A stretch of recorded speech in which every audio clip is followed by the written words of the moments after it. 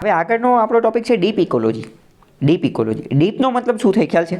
ડીપનો મતલબ શું થાય એ ખ્યાલ ખરા?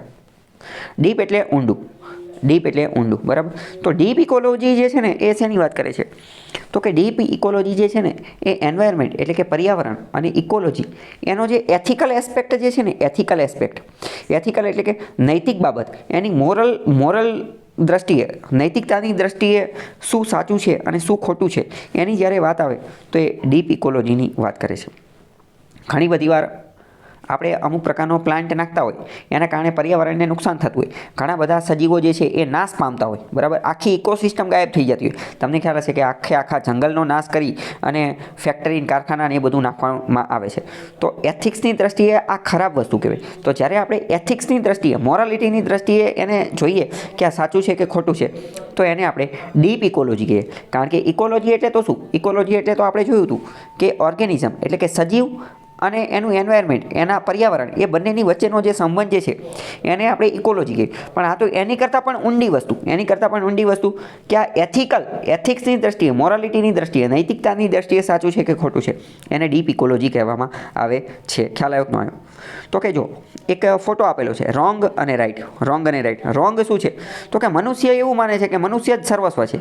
એ બધાને પોતાની નીચે દબાવે છે. જો નીચે બધા કેવા છે? પશુ, પંખીઓ, વનસ્પતિ, એ બધાને પોતાની નીચે દબાવે છે. અને મોસ્ટ ઇમ્પોર્ટન્ટ એક ફેક્ટ જોઈએ ને તો ઉપર તમે જો, ઉપર પુરુષ છે અને નીચે સ્ત્રી છે. તો મનુષ્ય એટલો ડેન્જર છે કે એ સ્ત્રીને પણ પોતાની નીચે દબાવે છે. તમને ખ્યાલ હશે, પિતૃ સત્તાત્મક માનસિકતા ધરાવતો હોય, બરાબર. તો મનુષ્ય પોતે રાજ કરવાનું ઈચ્છે છે. એ એવું જ ઈચ્છે છે કે આખી દુનિયામાં ખાલી એક મનુષ્ય જ છે, બીજી બધી વસ્તુના એ પોતાના સ્વાર્થ માટે બધાનું હનન કરતો હોય છે. તો એથિક્સની દ્રષ્ટિએ આ વાત સાચી છે કે ખોટી છે? તો કે આ રોંગ, ખોટી અને ખરાબ વાત છે. તો સારી વસ્તુ શું છે? તો કે સારી વસ્તુ તો જો બાજુમાં રાઈટ આપેલી છે એટલે કે બધાનું સહ અસ્તિત્વ ધરાવવાનું છે. આપણે ગોળાકારની અંદર રાખવાનું છે, વર્તુળાકારની અંદર. તમે ઉપર, અમે નીચે, તમે ઊંચા, અમે નીચા, એવી કોઈ વસ્તુ નથી કે બધા સમાન છે, બધાનું એક સમાન અસ્તિત્વ છે. આપણે ઇકોસિસ્ટમને એ બધી વસ્તુ જોઈ હતી તો એમાં હજી આપણે આગળ જોઈશું પાયોનિયર સ્પીસીસને, બીજી અમુક સ્પીસીસને એ બધું જોઈશું ને ત્યારે આપણને ખ્યાલ આવશે કે હકીકતમાં દરેક સ્પીસીસનું એક આગવું મહત્ત્વ છે. એવું ન ચાલે કે આ સ્પીસીસને કાઢી નાખો. તમને ખ્યાલ હશે કે ફૂડ ચેઇન જે છે, તો એની અંદર અલગ સ્પીસીસ હોય. તો શું એમાંથી વચ્ચેથી એકાદી સ્પીસીસને કાઢી નાખવી તો કાંઈ ફેર પડે? તો કે હા, ઘણો બધો ફેર પડી જાય ને. જેમ કે ઘાસને હરણ ખાય, હરણને વાઘ ખાય. હવે હરણ કાઢી નાખી તો ઘાસની અંદર પણ ફેર પડશે, ઘાસની સંખ્યા વધી જશે. અને વાઘ અથવા સિંહની અંદર પણ ફેર પડશે, એની સંખ્યા ઘટી જશે. એટલે બધાનું સહ અસ્તિત્વ ટકાવી રાખવાનું છે. તો જ્યારે એથિક્સની દ્રષ્ટિએ બધાનું સહ અસ્તિત્વ ટકાવી રાખવાની વાત આવે એને શું કહેવામાં આવે છે? એને ડીપ ઇકોલોજી કહેવામાં આવે છે. આ એક રીતે ફિલોસોફિકલ એસ્પેક્ટ છે. તો કે deep ecology is a philosophical view within environmental ethics. પર્યાવરણીય નૈતિકતા જે છે એની અંદરની એક ફિલોસોફિકલ એસ્પેક્ટ છે, જેમાં લોકો ક્વેશ્ચન કરે છે એમની બેઝિક વેલ્યુઝને કે જે પર્યાવરણ સાથે સંબંધિત છે. આપણે પર્યાવરણ સાથે જે સંબંધ ધરાવીએ છીએ એની વેલ્યુઝને જે છે એ ક્વેશ્ચન કરે છે. મોસ્ટ ઇમ્પોર્ટન્ટ ક્વેશ્ચન પૂછાઈ જશે કે ડીપ ઇકોલોજીનો ખ્યાલ કોણે આપ્યો હતો?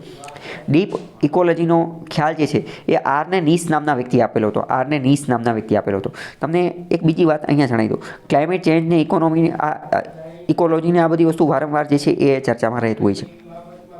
તો આની ઉપર જે છે એ મેઇન્સમાં પણ ક્વેશ્ચન પૂછાઈ શકે છે, અથવા એ બધું છોડો, નિબંધ પણ પૂછાઈ શકે છે. તમે કોઈ પણ એક્ઝામ ઉપાડી લો તો એમાં ક્લાઇમેટ ચેન્જ, એન્વાયરમેન્ટ, આની ઉપર છેલ્લા થોડા સમયથી ઘણા બધા નિબંધ પૂછાતા હોય છે. તો આવા બધા નિબંધની અંદર તમે જ્યારે ડીપ ઇકોલોજીનો કોન્સેપ્ટનો ઉલ્લેખ કરો અને એમાં પણ ડીપ ઇકોલોજીની અંદર આર્ને નીસ નામના વ્યક્તિનો ઉલ્લેખ કરો કે આના અંતર્ગત આપણે ડીપ ઇકોલોજી જે છે એને મહત્ત્વ આપવું જોઈએ. ડીપ ઇકોલોજીના પ્રિન્સિપલ, એના સિદ્ધાંતો જે છે એને ધ્યાને લેવા જોઈએ અને એની જે એથિકલ બાબત જે છે એને આપણે વળગી રહેવું જોઈએ. જ્યારે આવી બાબત તમે લખો તો તમારા નિબંધે જે છે એ એક અલગ મજબૂતી પ્રદાન થાય છે. બાકી નહીં ત્યારે ફાકા ફોજદારી બધા ગોળા તો બધાય મારતા જોઈએ. તો આર્ને નીસ એણે ડીપ ઇકોલોજીનો સિદ્ધાંત જે છે આપેલો હતો, પોતાનો નિબંધ હતો ડીપ ઇકોલોજી. નિબંધનું નામ જ ડીપ ઇકોલોજી હતું.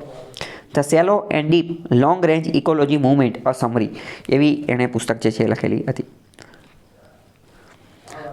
આની અંદર જે છે એણે બાયોસ્ફેરિકલ ઇગેલિટેરિયનનો સિદ્ધાંત જે છે એ આપેલો હતો. બાયોસ્ફેરિકલ ઇગેલિટેરિયન એટલે બાયોસ્ફિયરનો મતલબ શું થાય? તો કે બાયોસ્ફિયરનો મતલબ થાય જીવાવરણ, અને ઇગેલિટેરિયનનો મતલબ શું થાય? ઇગેલિટેરિયનનો મતલબ થઈ સમતાવાદી. હિસ્ટ્રીની પુસ્તકોની અંદર પણ આ વસ્તુ આવતી હોય શબ્દ ઇગેલિટેરિયન, કે આપણે ઇગેલિટેરિયન સોસાયટી બનાવવાની છે. હકીકતમાં જે મોટા મોટા મહાન થિંકરો રહ્યા ને એ બધાનું સપનું એ જ હતું કે આપણે ઇગેલિટેરિયન સોસાયટી બનાવી. ગાંધીજીનું એવું સપનું હતું, કાર્લ માર્ક્સનું એવું સપનું હતું, મોટા બધા વ્યક્તિઓનું કે ઇગેલિટેરિયન સમતાવાદી સોસાયટી બનાવી છે. તો કે આ સોસાયટી કેવી હોય? તો કે આ એવી સોસાયટી હોય જ્યાં જાતિ, જ્ઞાતિ કોઈ પણ વસ્તુ હોય નહીં, કાસ્ટ, ક્લાસ કોઈ પણ વસ્તુ હોય નહીં, ગરીબ અમીર એનો કોઈ પણ ભેદ હોય નહીં, અને બધા લોકો એક સમાન હોય. એને કહેવાય સમતાવાદી સોસાયટી, જેને ઇંગ્લિશમાં કહેવાય ઇગેલિટેરિયન સોસાયટી.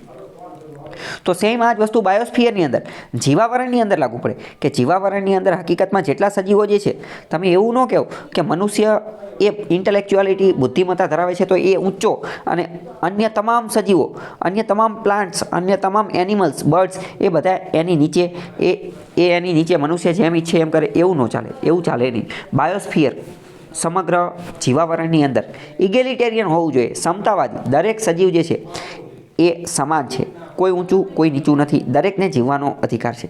તો આ ડીપ ઇકોલોજીનો એક આવો એસ્પેક્ટ હતો. તો 2-3 કીવર્ડ આમાં મહત્ત્વના હતા. એક તો ડીપ ઇકોલોજી, એ શું ખબર હોવી જોઈએ. બીજું એન્વાયરમેન્ટલ એથિક્સ, એન્વાયરમેન્ટલ એથિક્સની એક ફિલોસોફી જેનું નામ ડીપ ઇકોલોજી છે. ડીપ ઇકોલોજીનો ખ્યાલ આપ્યો આરને નીસ નામના વ્યક્તિએ. અને બાયોસ્ફેરિકલ ઇગેલિટેરિયન કંઈ લખતા હોય તો આવા બધા શબ્દો તમારા આન્સરની અંદર આવવા જોઈએ. બરાબર. બીજું અહીંયા એક તો કે ઇકોલોજીની અંદર અને એની અંદર એણે પ્લુરાલિઝમનો કોન્સેપ્ટ આપ્યો. પ્લુરાલિઝમનો મતલબ શું છે? પ્લુરાલિઝમને ગુજરાતીમાં કહેવાય બહુવિધતા. બહુવિધ, જેવી રીતે ડાયવર્સિટી એટલે વિવિધતા, એવી રીતે પ્લુરાલિઝમ એટલે કે બહુવિધતા. ઇંગ્લિશમાં એક શબ્દ આવે સિંગ્યુલર એટલે એક વચન, અને પ્લુરલ એટલે બહુવચન. તો બસ આ પ્લુરાલિઝમ એ બહુવિધતા, એ બહુવચનની જ વાત કરે છે. એટલે કે બધાએ હળીમળીને સાથે રહેવાનું છે. આટલામાં કંઈ ડાઉટ હોય તો પૂછો.